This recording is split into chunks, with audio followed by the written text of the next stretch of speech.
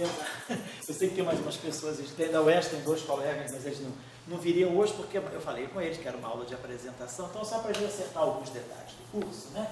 Hoje eu estou considerando a aula 0, que é uma aula de apresentação, um pouquinho, para ver também os interesses, né? Saber se tem gente da matéria condensada, às vezes tem um cara que está interessado, pessoal de fenomenologia, experimental, teoria, então para a gente definir algumas coisas assim e dizer o seguinte, no horário oficial aqui do curso, né, da pós-graduação, eu registrei o curso terças e quintas à noite, assim, às 6 às 8, porque até não tinha horário muito para eu colocar esse curso.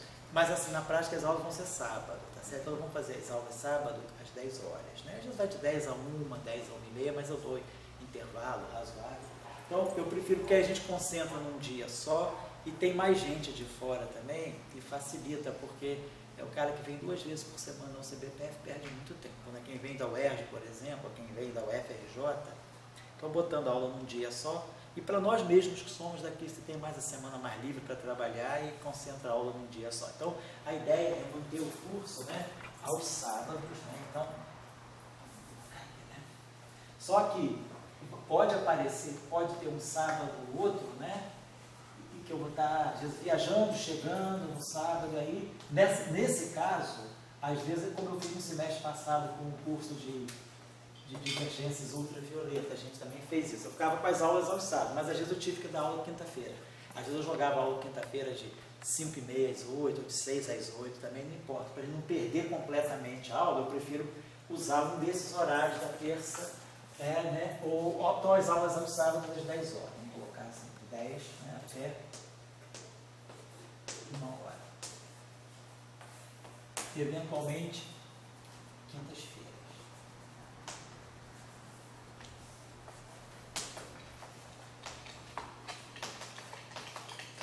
Isso é eventualmente marcar então nesse horário, sabe? Bom, então vai ser isso. O programa, quem faz o curso comigo aqui já sabe que, sobretudo um curso como esse, que é um curso chamado mais tópico de área, não é um curso fundamental de área, não é nem um curso obrigatório, nem é um curso de fundamento de área, como é teoria quântica de campos ou interações fundamentais. É um curso mais de tópico, né? Então, o trabalho é bem livre também, eu deixo vocês para fazer um essay, podem me entregar. Como esse curso termina em dezembro, eu só tenho que dar, assim, mandar os graus lá para o CFC em março, então, geralmente os cursos do segundo semestre têm um tempo mais relaxado de fazer o essay. Fazer o essay para entregar no final de fevereiro, início de março, em função da matrícula, né? Então, a avaliação é por essay, né?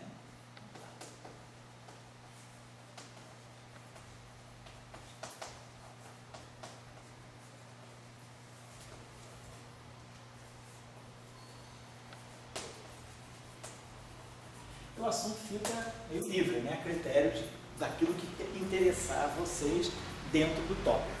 O cara às vezes quer ter uma visão de aplicação mais da matéria condensada ou alguma coisa mais voltada para física, matemática, aspectos, né, mais geométricos, aspectos de topologia, geometria diferencial associada a superespaço. Então, o tema geralmente isso não é um problema para nós. A questão mais importante é definir o programa, né? Como aqui eu conheço basicamente todo mundo, né? Assim, teoria quântica de campos, teoria quântica de campos, né? Teoria quântica. Você que área experimental? Você? Não, teoria quântica de campos. Teoria quântica de campos também, o Yuri, o Diego, né? Diego e o Gabriel e o outro Gabriel. O Gabriel é mais matemática mesmo, né? Você vai estar mais interessado, talvez, nos aspectos mais formais da matemática. Então, eu estava pensando em fazer o seguinte: supersimetria, ela apresentou diferentes fases, né? A supersimetria sofreu um redirecionamento grande, vamos dizer assim, ela tem uma fase inicial que foi até a época das teorias de cordas, meado da década de 80, né? Eu vou colocar assim para a gente ver o que vai pegar de cada fase, né? Então, a fase inicial da supersimetria, né, vamos dizer assim, ela vai de 73, na verdade, o trabalho de 73 foi publicado em 74. Então, no que diz respeito assim, a trabalho publicado, a gente pode colocar aqui trabalho de 74. De 74 a 84, a gente tem a fase mais, vamos dizer assim, ligada, fase de construção.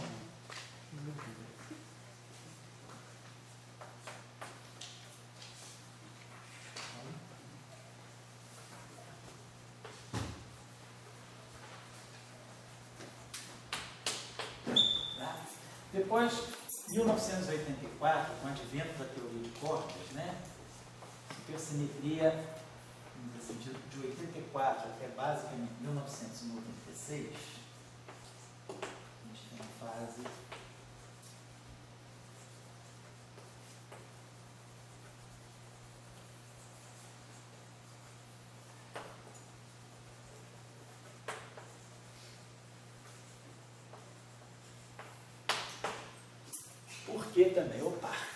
Porque também essa fase foi mais acentuada nesse período aí.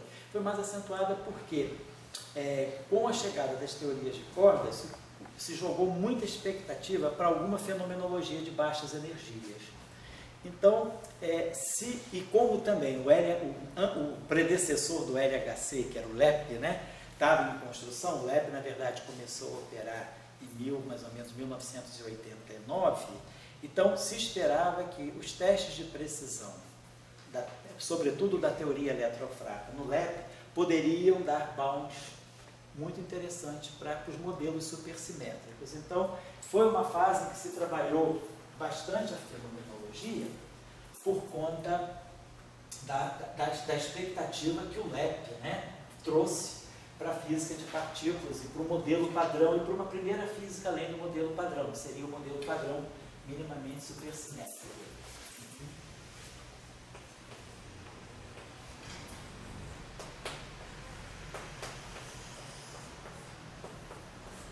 Que é o Minimal Supersymmetric Standard Model. Então foi uma fase assim, de bastante envolvimento com a fenomenologia. Depois de 1996 para cá,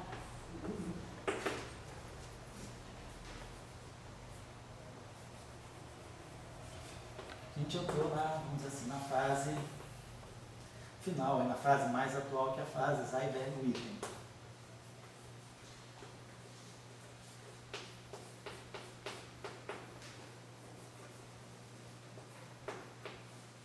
Que é quando a gente entrou numa fase mais de não perturbativa, né? Quer dizer, ênfase nos aspectos não perturbativos.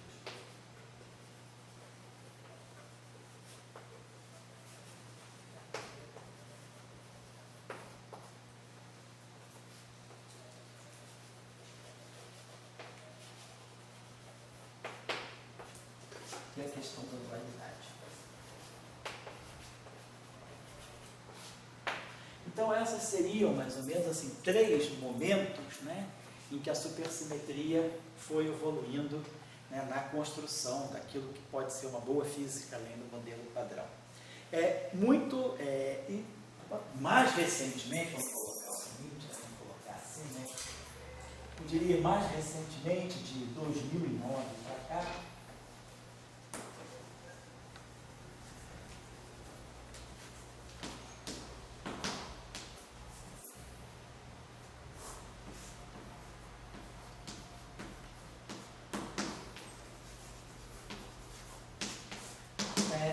a supersimetria começou a fazer uma aparição mais assim, forte, né, mais veemente na matéria condensada.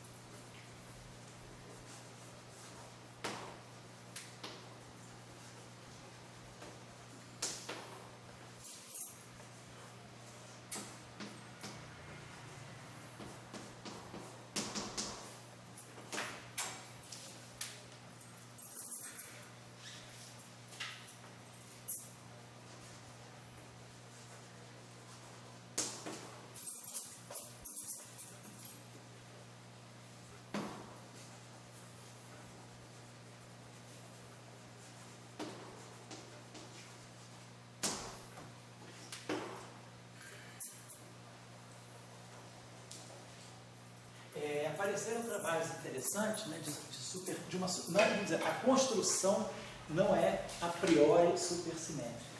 A supersimetria aparece como um efeito, né? Como uma simetria emergente a partir de fenômenos de baixa dimensionalidade. Quer dizer, às vezes, sistemas em transição de fase, em pontos próximos da transição de fase, pontos multicríticos, por exemplo, e também, mais recentemente, trabalhos de 2014, 2015, em associação com os supercondutores topológicos. Então, tem várias abordagens agora, bem mais recentes, o aparecimento dos férmions de Majorana, também, né, nos isolantes topológicos. Então, uma série de trabalhos mais recentes apontando para a existência de uma supersimetria, que não é a mesma da física de partículas, não é a mesma visão, é uma supersimetria no sentido de que ela mistura bósons com férmions, faz uma transposição entre férmions e bósons, mas não é no sentido do espectro, né? Como aqui a gente vai obter partículas supersimétricas, estudar efeitos de partículas supersimétricas no decaimento, como por exemplo no LHCb. Então é uma outra abordagem da supersimetria, mas não deixa de ser uma supersimetria. Eu não estou colocando aqui, pois não? São relações entre bósons e férmions, por exemplo, físicos?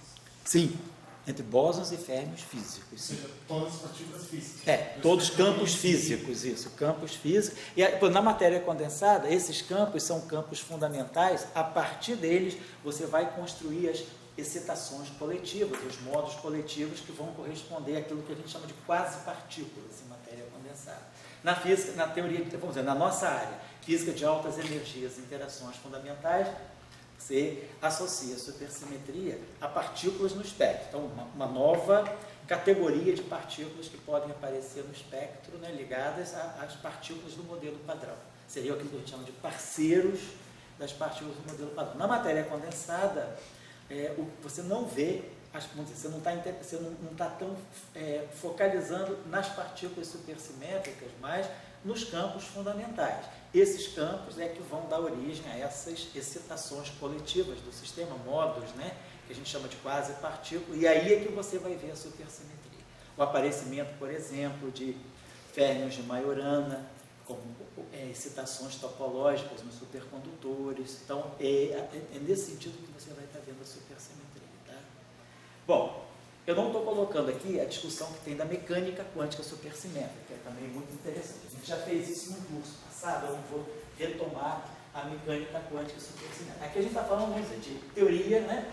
Teorias de campo supersimétrico, mas tem toda uma discussão da mecânica quântica supersimétrica, que é bastante interessante também, e o que é assim, mais peculiar no desenvolvimento histórico da supersimetria é que a mecânica quântica supersimétrica, em geral a gente sempre faz a abordagem, né, da mecânica quântica antes da teoria de campo. A mecânica quântica ela vai até um certo limite e a partir do qual a gente entra com a teoria de campo.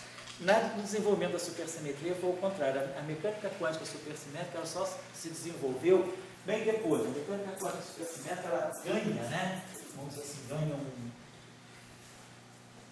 impulso a partir de 81.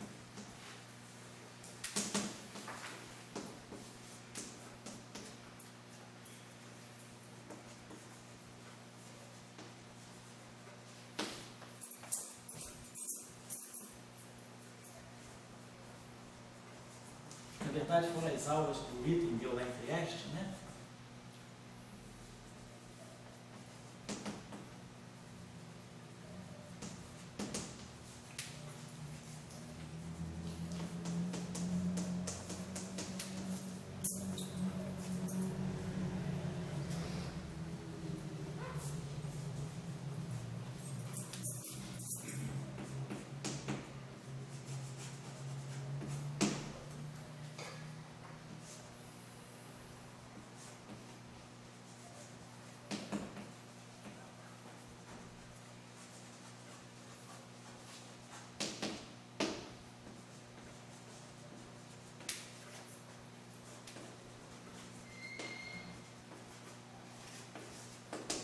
Então, na verdade, o Witten estava interessado em discutir alguns mecanismos de quebra da supersimetria, e ele mapeou o problema de mecânica quântica supersimétrica. E a partir daí é que ganhou impulso a discussão da mecânica quântica supersimétrica. Se vocês precisarem de material, tem livros bons, né? Tem alguns livros interessantes sobre mecânica quântica supersimétrica, e aqui a gente fez algumas teses também, de mestrado e doutorado, que a gente fez uma abordagem de supercampo para mecânica quântica supersimétrica, pode ser que interesse a alguns de vocês, se for o caso, depois eu mando as referências aí por e-mail. Bom, então, hoje ainda há muita discussão em relação à mecânica quântica supersimétrica em conexão com aspectos também não perturbativos de teoria de cordas. Algumas questões não perturbativas, elas podem ser mapeadas no problema de mecânica supersimétrica, mecânica clássica ou mecânica quântica supersimétrica. Nós não vamos tratar disso muito no curso, vamos ficar mais no âmbito das teorias de campo. Então, basicamente, a supersimetria foi evoluindo nessa direção. Eu não chamei a atenção aqui, vai ficar claro ao longo da exposição, a relação com a gravitação, né? A relação muito direta da supersimetria com a gravitação. Mas, ao longo desse período aqui, a dominância, vamos dizer assim, essencial aqui, nesse período aqui, foi um período básico da Yang-Mills, né? Teorias de Yang-Mills supersimétricas e teoria de supergravidade. Aqui, a fase mais da fenomenologia, e aqui, na fase de Seiberg-Witten, a grande ênfase que veio aqui foi na discussão do confinamento na QCD. Então, a supersimetria que ganhou um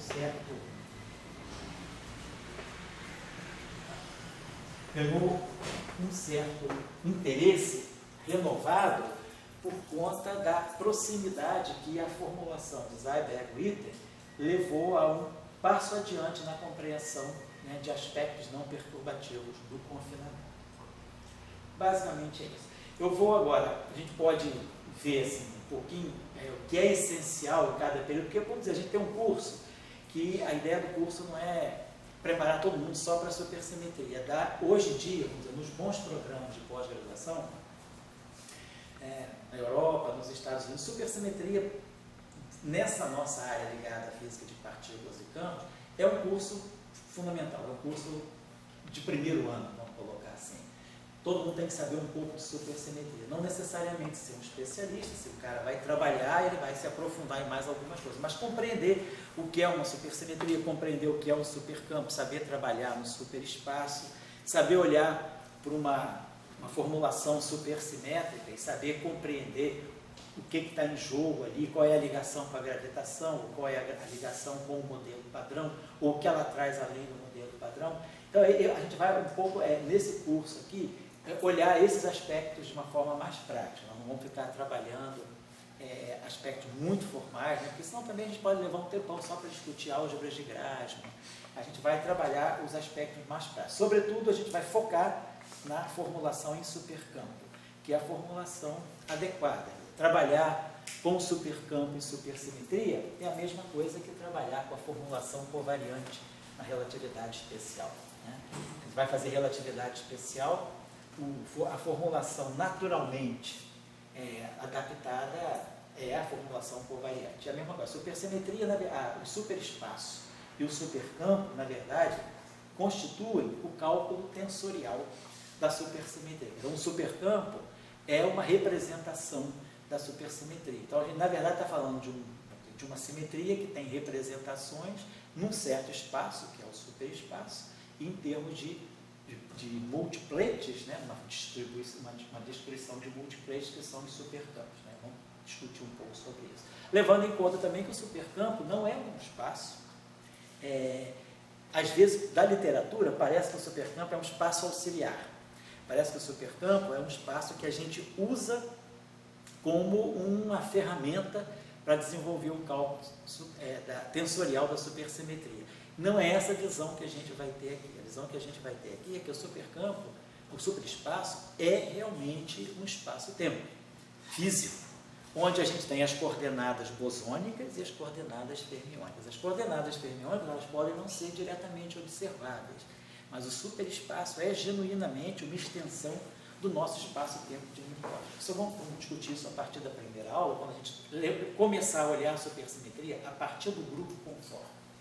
Então, na verdade, a gente hoje pode se colocar, a supersimetria não apareceu no LHC, não tem nenhuma evidência ainda de uma partícula supersimétrica. Será que essa simetria faz sentido? Não? Será que ela é apenas um jogo matemático? Ou tem sentido, tem profundidade você buscar a supersimetria? Então, eu coloco dessa forma. Da maneira, né, muitas vezes, como a supersimetria é apresentada, ela é apresentada como uma formulação que vai resolver alguns problemas do modelo padrão, visando, sobretudo, a unificação. Primeiro, vamos tentar. O outro problema é o problema da divergência, das divergências ultravioleta e, em terceira instância, o problema do campo gravitacional, da gravitação quântica. Então, vamos olhar a supersimetria, não vamos motivar a supersimetria por esse caminho. Claro que ele tem muitas motivações que a gente pode usar para introduzir a supersimetria, mas vamos dizer, a preocupação que às vezes a gente tem é que as abordagens para motivar a supersimetria são sempre abordagens um pouco mais de correção de alguma coisa que não está indo bem. Ao passo que, na verdade, a supersimetria é algo muito mais intrínseco ao espaço-tempo, que a gente vai querer mostrar já na primeira aula, e daí a supersimetria nasce naturalmente como uma simetria local, não global. Também é uma outra coisa de se estudar a supersimetria. Muitas vezes a gente começa a estudar a supersimetria como uma simetria global, aí explora aquela simetria global, num certo momento ela fica local e ela vira supergravidade e a gente vai tratar do campo gravitacional. Na verdade, as duas motivações que eu acho mais interessantes para saber por que a supersimetria é tão importante em física de interações fundamentais, elas estão ligadas a questões muito mais, não são questões de correção, mas são questões estruturais do espaço-tempo. Eu daqui a pouco vou colocar aqui mais ou menos os tópicos que a gente vai estudar aqui dentro e vou dar também algumas referências, né, de livros, de bons artigos para quem quiser aprofundar algumas coisas. Mas eu só queria motivar da seguinte maneira. Quando nós olhamos aqui o espaço-tempo de Minkowski, né,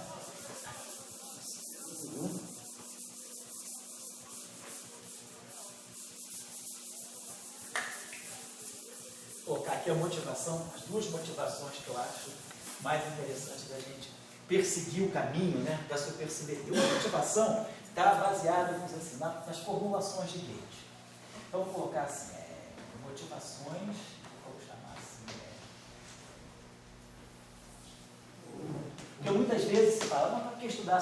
Eu digo isso porque a gente tem que ficar, às vezes, na defensiva, sobretudo nós que fazemos supersimetria e supergravidade. Não é uma posição, assim, de defensiva por hipótese, mas é uma posição de sobrevivência, né? Porque sempre se coloca na cabeça da mídia, a mídia está sempre pensando que se não aparecer uma partícula supersimétrica no Atlas ou no CMS, então não tem supersimetria. Então a gente está colocando, a supersimetria, ela está presente no espaço-tempo, independentemente de eu fazer supersimetria ou não. Do momento que a gente tem relatividade, a supersimetria ela está intrinsecamente ligada à relatividade especial, sobretudo à estrutura de cones de luz do espaço-tempo. O problema da causalidade, a gente vai ver que ela reside no problema da causalidade. Uma outra coisa é como a gente sempre, normalmente, quando a gente pensa em simetrias em teorias de campo, uma simetria ela pode se revelar também sob a forma de estados degenerados. A gente sabe que se eu tenho uma simetria contínua, se essa simetria contínua é uma simetria de um hamiltoniano, então, naturalmente, a simetria de um hamiltoniano me leva à existência de estados degenerados, ou partículas de mesma massa que vão formar multipletes. Então, a gente está muito ligado à ideia de que uma simetria, ela é sempre representada, ou pode ser sempre representada pela existência de partículas que vão evidenciar aquela simetria. Não necessariamente. Isso foi uma maneira que a gente se acostumou a partir da física de interações fortes, a partir da própria formulação de Yang-Mills. Pode acontecer de eu ter uma simetria que não necessariamente vai se revelar no espectro físico sob a forma de partículas presentes. Ela pode também, é o que acontece com a supersimetria. A supersimetria, ela não nasce, né? E muitas vezes as pessoas mais desinformadas pensam que a supersimetria aparece para fazer o partner do elétron, que é o elétron escalar, o parte do quark, que é o quark escalar, o parte do Higgs, o partner do Higgs, que é o Higgsino, que é o Higgs fermiônio, o partner do fóton, que é o fotino. Não, ela não aparece. Isso é uma consequência. A supersimetria está no espaço-tempo e essa simetria pode ser implementada no espectro físico através da existência de estados fermiônicos e bosônicos que são parceiros dos estados do modelo padrão. Mas não necessariamente é assim. Essa é uma forma que a gente encontrou até de trazer a supersimetria também mais para a região de baixas energias, mas que tudo indica que realmente a supersimetria é uma simetria de altas energias, porque ela está intrinsecamente ligada à simetria conforme. E a simetria conforme é, sim, uma ótima simetria do mundo das partículas se nós estamos trabalhando no limite de altas energias. Então, se tem altas energias, todas as massas ficam desprezíveis. Quando eu estou com energias tão altas, um elétron no LEP, né? Um elétron que tem velocidade 0,99999c, ele não é um elétron tão relativístico, toda a energia dele, uma energia na faixa de 102 GeVs, um elétron com uma energia de 102 GeVs, quando a massa de repouso dele é 0,5 MeV, quer dizer, ele tem energia que são 5 ordens de grandeza acima da massa de repouso dele, da energia de repouso dele. Então, esse é um elétron cuja massa de repouso é praticamente zero. Para um certo nível de aproximação que a gente tem, se a gente está considerando erro na terceira casa decimal, é razoável considerar a massa do elétron praticamente zero. E aí eu tenho partícula de massa zero, e aí eu começo a ter simetria conforme. Então, quando eu tenho energias muito altas, né, a simetria conforme começa a ser uma boa simetria do mundo das partículas. E aí, nessa região, é que a supersimetria vai entrar. Então, professor, se a supersimetria, se a gente interpretar que ela não se manifesta da forma de partículas, de partículas do modelo padrão, de que outras formas ela poderia se manifestar? De que formas? Na verdade, você pode ter Na verdade, um campo pode não necessariamente descrever uma partícula. Você pode ter um campo que descreve uma distribuição de energia. Um campo é mais geral do que uma partícula.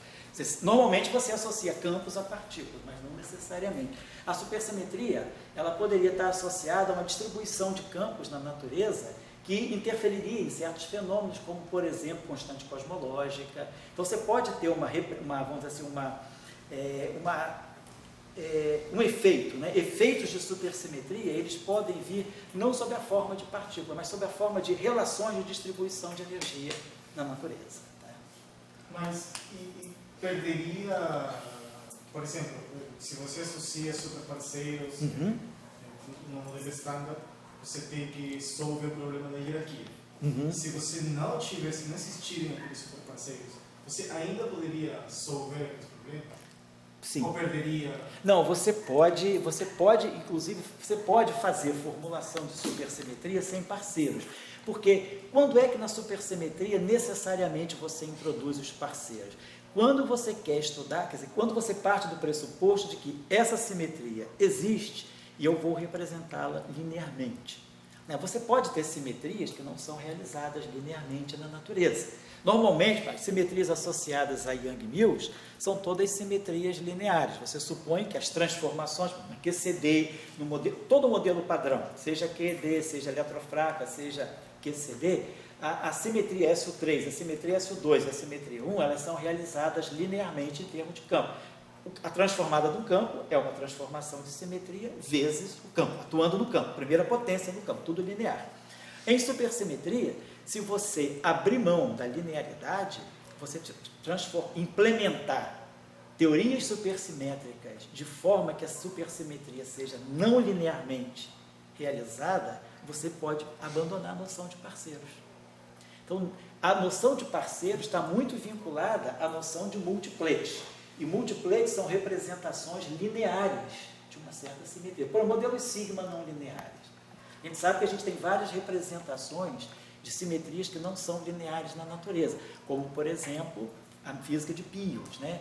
Que a gente pode descrever a física de pios como sendo bósons de Goldstone de uma simetria quiral. E aí, essa essa física de pios, ela já não é mais uma física realizada de forma linear. Você tem uma realização não linear através de um chamado espaço quociente. Ou, por exemplo, se você quiser estudar a física, imagina que você tem que comprar uma coisa bem simples. Pega a teoria eletrofrágil. Os bósons vetoriais, né, carregados e neutros, são massivos. Você tem W mais W menos E0. Como eles são bósons vetoriais massivos, eles podem aparecer, eles podem ser produzidos ou podem ser preparados em laboratório em forma longitudinal. Podem estar longitudinalmente polarizados, porque eles têm spin 1 e têm massa, então eles têm polarização longitudinal. Se você quiser estudar a física, os processos, por exemplo, de espalhamento entre W mais W menos E0 longitudinalmente polarizados, você vai estar trabalhando justo o que significa polarização longitudinal de bósons de Gauge que adquiriram massa por quebra espontânea de simetria. Você está basicamente trabalhando com a interação entre bósons de Goldstone. E essa interação é uma interação que você constrói num espaço não linear, que é um espaço quociente da quebra, né? SU2/1. Então, você tem exemplos de simetrias que não são realizadas linearmente na natureza. Modelos sigma não lineares, por exemplo, ferromagnetismo de Heisenberg. Tudo isso são simetrias que não são lineares. Você tem realizações não lineares. O modelo sigma não linear é o exemplo típico. E descreve muito bem, por exemplo, o ferromagnetismo. Então, nesses casos, se você fizer a mesma coisa com a supersimetria, descrever a supersimetria, mas não a implementar de forma linear, você ganha perdendo, vamos dizer assim, os parceiros, o que poderia te dizer, se eu não encontrar as partículas supersimétricas na natureza, pode ser que o problema não é da supersimetria, o problema é da maneira como eu estou representando essa simetria. Eu posso partir, então, para as representações não lineares. Então, o que a gente chama de non-linear realizations são outras maneiras de você implementar a supersimetria abrindo mão dos parceiros. Tá? Agora, o que a gente espera, é claro, porque a gente também tem um problema filosófico aí, a gente tem um deserto. A gente tem a física do modelo padrão, que está aqui, SU2, 246 GeV. Depois, a próxima física que a gente conhece é a grande unificação, que é 10 a 16 GeV. Então, entre 10 a 2 GeV e 10 a 16 GeV, eu tenho 14 ordens de grandeza, onde eu não tenho uma física fundamental, eu tenho um deserto de física, eu tenho fenômenos acontecendo. Mas a minha física ou está aqui no setor eletrofrágil ou está no 10 a 16 GeV, que é a unificação. A supersimetria, ela começa a povoar essa região. Eu quero usar a supersimetria está cá em cima, ela está na faixa da unificação. Mas, na verdade, eu posso, aí sim, a supersimetria linearmente realizada, ela me oferece mecanismos que eu posso ligá-la a uma física de mais baixas energias aqui na região do TeV. Então, isso é uma escolha minha. Já que eu tenho essa simetria e ela me permite, eu vou organizar, quer dizer, eu vou fazer uma arquitetura para trazer essa simetria para energias mais baixas e ver se eu consigo, com isso, reproduzir fenômenos que são desvios do modelo padrão e também justificar até a construção de novas máquinas, como o LHC. Se você disser, eu vou construir o LHC só para achar o bóson de Higgs, certamente você não vai conseguir. Você vai precisar ter mais física, e a supersimetria te oferece essa física mais intermediária. Então, agora, isso é uma construção. Então, o problema da supersimetria não aparecer no LHC pode não ser um problema da supersimetria. Certamente não vai ser, é um problema do mecanismo que você idealizou, que você construiu para trazer a supersimetria das altas para as baixas energias. Então, é um problema de construção, é um problema de implementação, então é um problema de mecanismo. Como eu quebro a supersimetria? Eu vou quebrar a supersimetria de tal maneira que eu consiga trazer consiga ver efeitos de supersimetria, por exemplo, já na região do TeV, que é uma região, uma ordem de grandeza só acima da escala eletrofrágil. Então, isso é uma postura tua, não é um problema da supersimetria. Então, eu coloco dessa forma, que às vezes as pessoas não estão informadas o suficientemente para saber. Se a supersimetria não aparece no LHC, o problema ainda não é da supersimetria, o problema é dos mecanismos que nós construímos para quebrar a supersimetria. Isso que não aparece o espectro de partículas. Mas deveria ter alguma outra manifestação. Poderia ter uma outra manifestação, que não sob a forma de partícula, mas ela poderia estar interferindo sob a forma, poderiam ser partículas virtuais, não partículas físicas necessariamente. Você poderia ter partículas que elas interferem no processo de decaimento das partículas do modelo padrão, mas elas não são partículas que estão no espectro do modelo padrão. É o que, por exemplo, talvez você consiga detectar a supersimetria no LHCb, mas não no Atlas. No Atlas, o que você espera é medir as partículas supersimétricas, ver o Giardino, ver o neutralino, ver o quark escalar, ver o selectron, ver o muon escalar.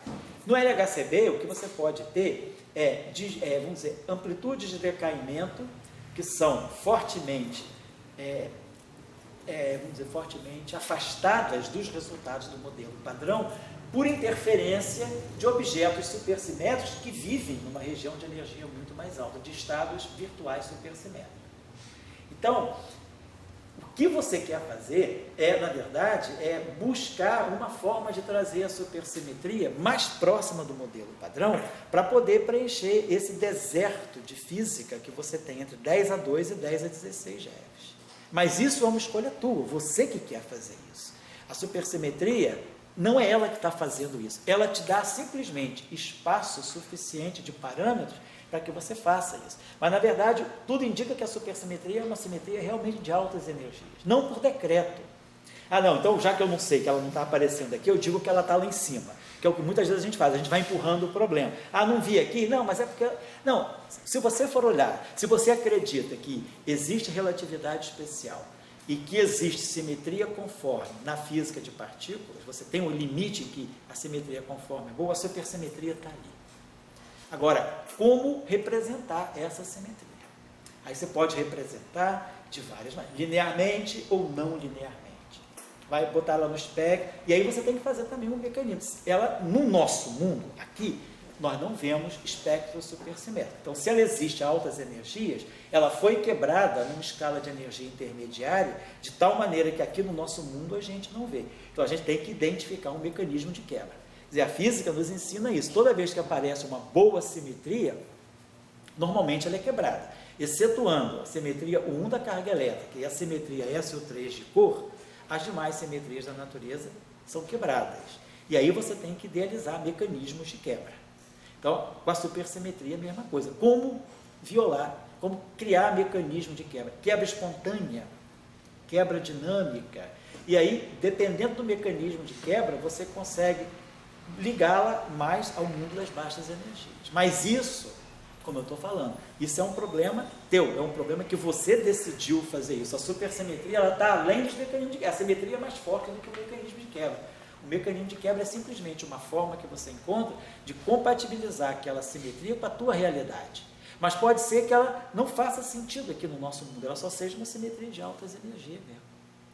Então, essa que é a discussão que eu acho que tem que ficar clara na cabeça de uma pessoa que, vamos dizer, que faz física, independentemente da área. Não é dizer, não apareceu a partícula, então não tem supersimetria. Tem que entender o que está em jogo. Quando você diz, eu espero que haja partículas supersimétricas. Então, se você espera que haja partículas supersimétricas, é porque você já fez uma série de hipóteses a respeito da supersimetria.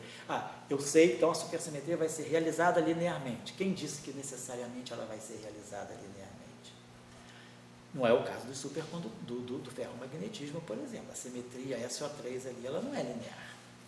2, eu vou propor um mecanismo de quebra. E aí tu está botando o teu dedão. Se você propõe um mecanismo de quebra, você está interferindo na simetria da maneira que você achar mais conveniente. Então, o que está em jogo, talvez, seja o mecanismo de quebra, e não a simetria. A simetria, ela é muito mais forte do que os mecanismos de quebra, tá certo? Pois não? Três amigos lá embaixo que estão falando que você precisa autorizar para isso. Pode dizer que pode falar, pode subir. Precisa ser você. Precisa, então deixa eu dar Alguém tem um celular aí? Diga assim, 21417144, que é a portaria. Eu falo com eles, que eu não preciso ir lá na minha sala. Vocês vêm da UERJ? Tá certo. Você é aluno do Márcio? Você é o Antônio? Não, não vai falar embaixo. Tá lá embaixo. Porque vem o Henrique também, Henrique Toledo, né? Obrigado, tá? Opa, eu nem sei mexer no celular, cara. Não tem, eu nem sei. 21417144.